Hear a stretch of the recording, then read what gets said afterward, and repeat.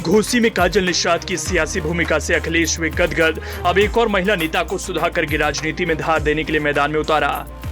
घोसी में रागिनी सोनकर के अंदाज पर फिदा हो गई जनता। रागिनी ने मुस्कुराते हुए बीजेपी उम्मीदवार दारा सिंह चौहान की राजनीति के साथ खेल कर दिया। घोसी से रागिनी के बढ़े कद की तस्वीर वायरल। दलित समाज ने दिल खोलकर कर दिया स्वागत। काजल निषाद ने घोसी के रण में सपा उम्मीदवार सुधाकर सिंह के लिए अपना राजनीति की ताकत दिखा दी। अपने शब्दों के बोल से बीजेपी उम्मीदवार दारा सिंह चौहान से लेकर बीजेपी के आला नेता, बीजेपी के सहयोगी ओपी राजभर, संजय निषाद सबकी राजनीति पर अपनी बात रख दी। सबकी राजनीति पर अपने तर्कों से सवाल उठा दिया। अब सपा की ओर से एक और महिला नेता को सपा अध्यक्ष अखिलेश यादव सुधाकर सिंह की राजनीति को मजबूत करने के लिए घोसी के रण में भेज रहे हैं। ये वही नेता हैं जिन्होंने विधानसभा में मुस्कुराते हुए सीएम योगी और उनकी सरकार से इतने तर्कों से भरे सवाल किए कि सरकार को पसीना आ गया। वो नेता और कोई नहीं, रागिनी सोनकर हैं। रागिनी सोनकर की सियासत का क्रेज घोसी की जनता के दिलो दिमाग पर छाप छोड़ने लगा। सपा की एक काबिल विधायक सरकार के खिलाफ अब अपने बेसिक सवालों के साथ घोसी की जनता के बीच आई है। रागिनी ने इस दौरान दारा सिंह चौहान को कुछ ऐसा ज्ञान संदेश के तौर पर भेजा जिससे जिसने भी सुना उसने कहा रागिनी बात तो सही कह रही है। रागिनी की वो बात ज्ञान की कैटेगरी में आती है, लेकिन बीजेपी उम्मीदवार दारा सिंह चौहान के लिए तो सवाल है। सवाल उनकी सियासत पर भी है। रागिनी ने दारा सिंह चौहान को ज्ञान देने के साथ एक बेसिक सवाल किया जिसका जवाब वो कभी नहीं दे पाएंगे। रागिनी ने दारा सिंह चौहान से ऐसा सवाल किया जो घोसी की जनता के बीच वायरल हो गया।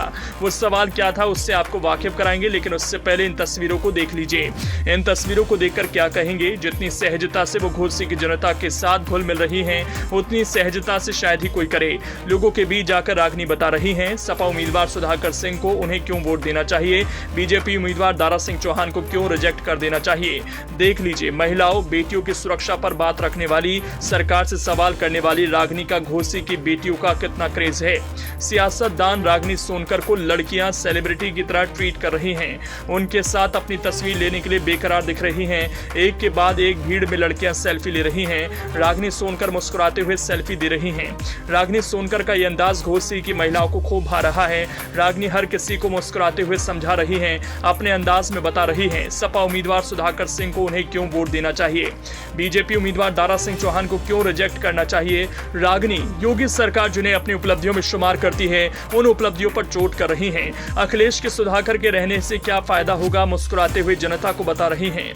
ये तस्वीरें तो यही कह रही हैं। चलिए अब आपको रागिनी के उस ज्ञान, उस सवाल से वाकिफ कराते हैं जो उन्होंने बीजेपी उम्मीदवार दारा सिंह चौहान को संदेश के तौर पर भेजा। साथ ही घोसी की जनता के बीच उनकी राजनीति की पोल खोल कर रख दी। रागिनी कहती हैं, पहले आप आते हैं बीजेपी से चुनाव लड़ते हैं, बीजेपी में मंत्री भी बनते हैं, लेकिन कभी ये नहीं दिखता आपने अपने समाज के लिए कुछ किया हो। उसके बाद फिर आपका वहां से त्यागपत्र होता है, फिर सपा में आते हैं। सपा में ठीक है, आप ये सोचकर आते हैं कि आप सत्ता में जाएंगे तो आपको मंत्रालय मिलेगा या जो भी चीजें होंगी, लेकिन विपक्ष में आ जाते हैं तो फिर आप उससे रिजाइन कर देते हैं, पार्टी छोड़ देते हैं। मुझे लगता है समाज की लड़ाई चाहे पक्ष हो विपक्ष हो, हर किसी की जिंदगी में सुख भी है दुख भी है और वो आपको झेलना है। लेकिन आप ये सोचे सिर्फ और सिर्फ सत्ता ही सत्ता रहे या फिर आपके साथ सिर्फ और सिर्फ सुख रहे तो वो जीवन नहीं है। वो हर एक व्यक्ति जानता है घोसी का समाज सपा के साथ जुड़ा है।